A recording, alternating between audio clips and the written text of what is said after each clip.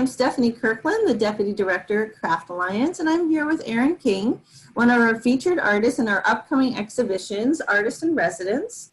It will be opening on October 2nd, and Erin was our fiber resident starting in July 2019. And I'm super excited to get a chance to catch up with her. So how are you doing, Erin? I'm doing good. I feel like my response to that question is always like, I'm doing good considering everything that's happening. I So know you should all be doing worse, so let's right. get.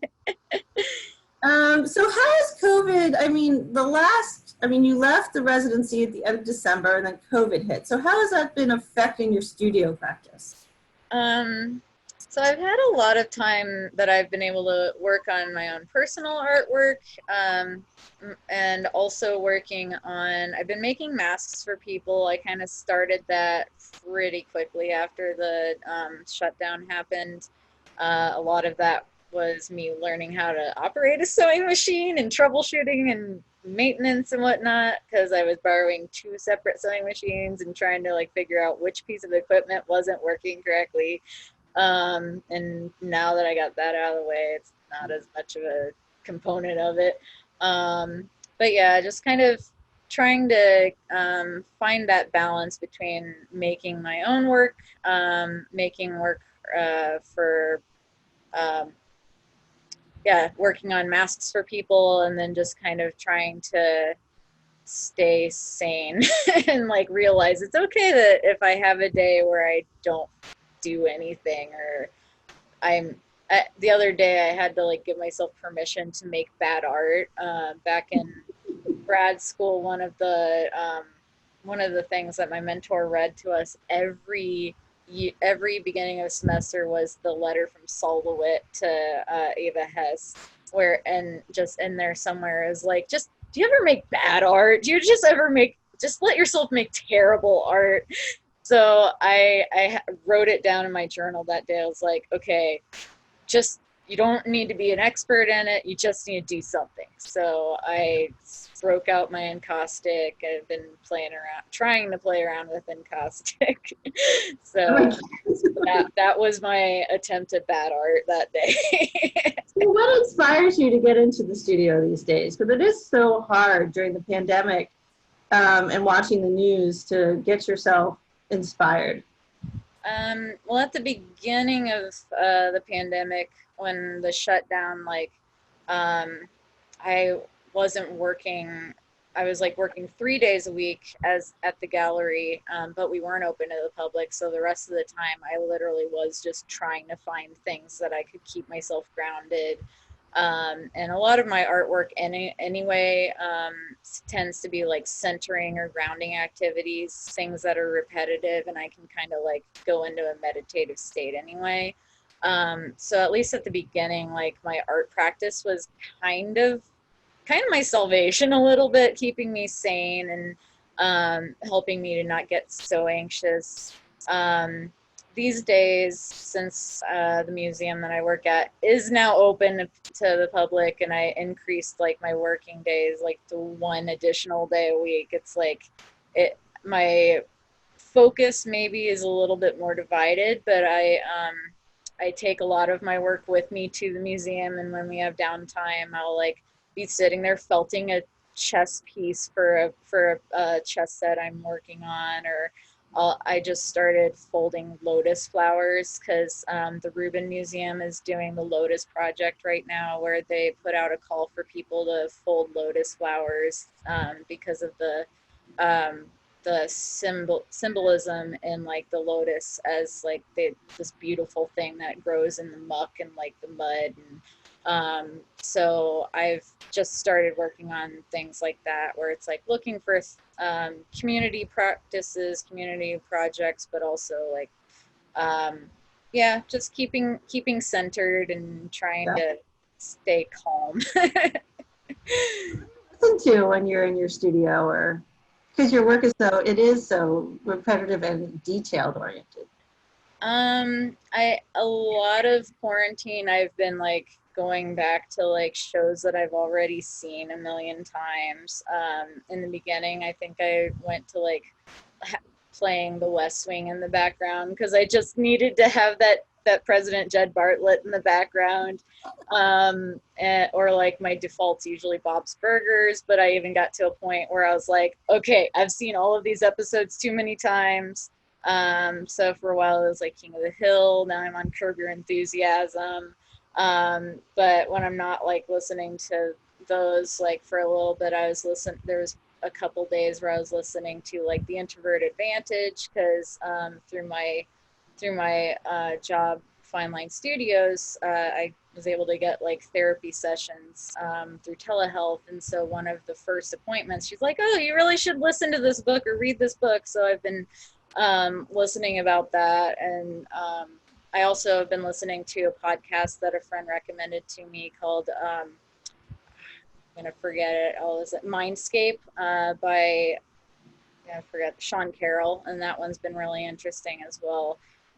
So yeah, just like a variety. I also like have my Spotify kind of always playing in the background. And I have my go-to songs that like, if I don't listen to them for a while and then I go back to them, I'm like, it's like going home for a little bit when you hear that song after you haven't heard it for a while. And it's just like, oh my gosh, I forgot about this song. So, and then of course Stephen Colbert and like John Oliver's late night shows have been keeping me sane as well. Like they're a balm in midst of everything for me.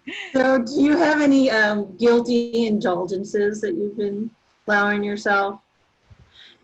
I've been getting too much Starbucks since we reopened back at the museum because it's in the Central West End. It's right next door to work.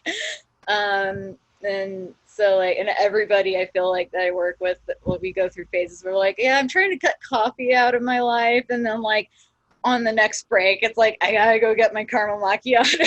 So it's like, I don't know, that one, I was doing a lot of impulse shopping for a while, especially when we got the relief check. I was like, all right, I'm gonna do it. I'm buying encaustics. I've been wanting to do encaustic for a long time. And so I like went and bought that for my birthday. My parents sent me like just like an Amazon gift card, so I like bought myself a ukulele and like a bunch of like wool roving so I can do felting. And so it's just like really just kind of splurging on art supplies.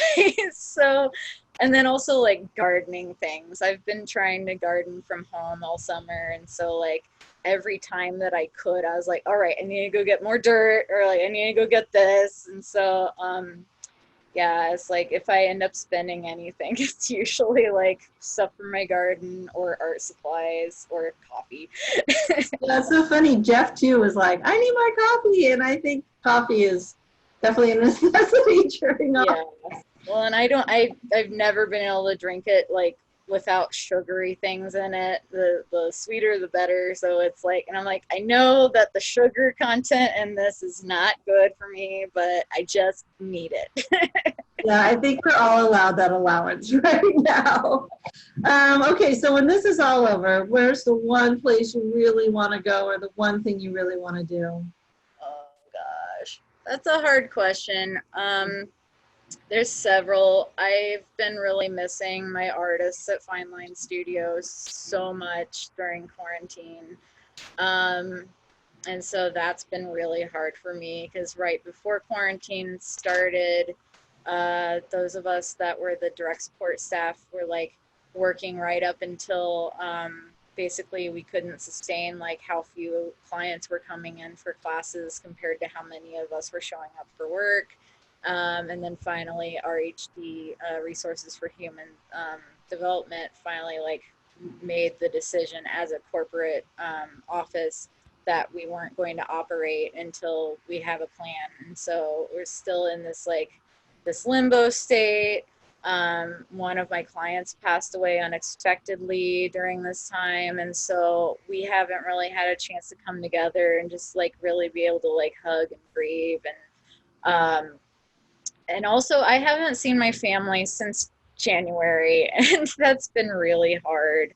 My mom just retired from teaching after 30 some years from teaching in public schools, and so it's like I really would like to go see my family, and I had a cousin that was supposed to be getting married at the end of this month, and she finally had to make the hard decision to postpone her wedding till next year. And so it's just been, and I was on the fence. I'm like, I really want to be there, but I also am really nervous about coming in. And so yeah, it's just been really hard being able to just staying put, and like I'm a homebody, so like it's not like I really need to go anywhere most of the time, but like it just not being able to be with people that are like really super important to me.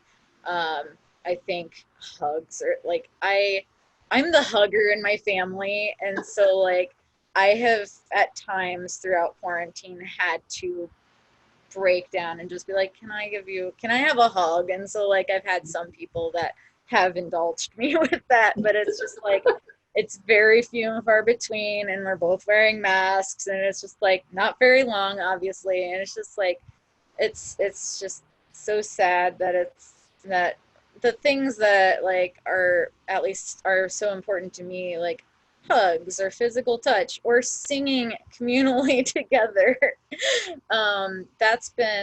that's also been one of those like inspirations, and also like um difficulties for me, because like I come from a choral background, and um so it's like been a gift that since shutdown we've had all these virtual choirs emerge, and I've gotten to participate in two, and I might have two more that I get to participate in, um, including my choir that I sang with back in Columbia, Missouri before I moved to St. Louis.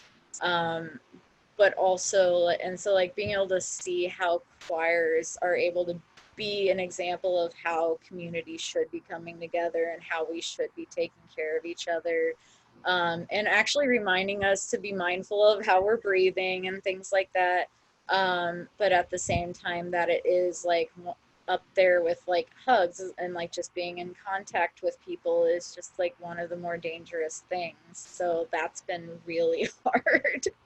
Well, I am super excited to see your work in the gallery coming up in our new beautiful space. So I want to thank you so much for your time. It was great catching up with you. And you take care. We'll see you soon.